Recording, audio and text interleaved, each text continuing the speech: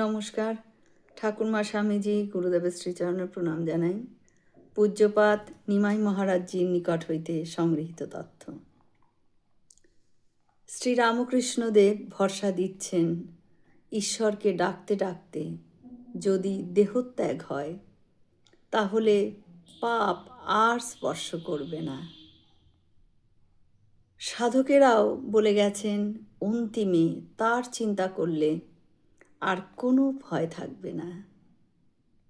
কিন্তু শেষকালে এই ঈশ্বর চিন্তা আসবে কি না, তার জন্য পূর্ব প্রস্তুতির দরকার আছে কি না, এটা কিন্তু আমাদের ভাবতে হবে।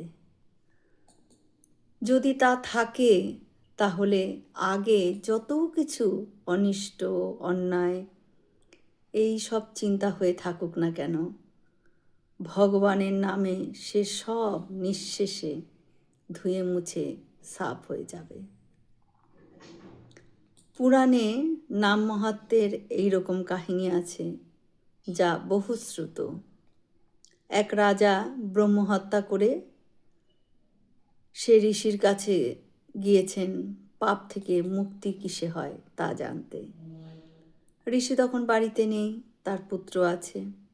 রাজা তাকে বললেন, আপনি কিছু উপায় বলে দিন না। ঋষিপুত্র বললেন, 3 বার রাম নাম করো। রাজা 3 বার রাম নাম করে মহানন্দে চলে গেলেন এবং ব্রহ্মহত্যার পাপ থেকেও মুক্ত হলেন। তারপরে ঋষি ফিরে এসে সব শুনে বললেন, তুই করেছিস কি?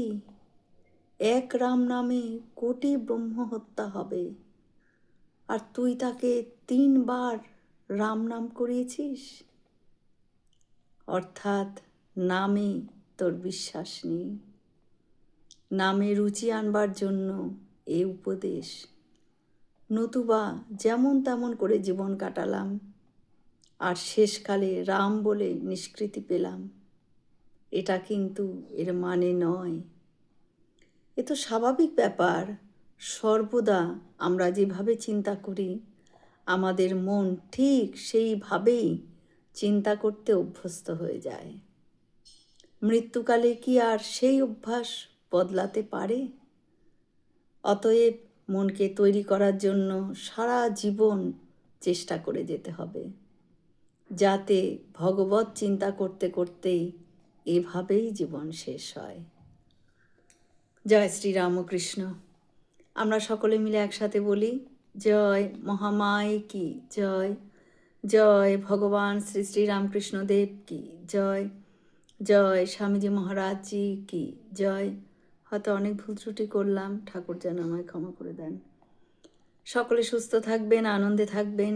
ঠাকুর মায়ের কৃপা দৃষ্টি সকলের উপর বর্ষিত হোক। শুভরাত্রি।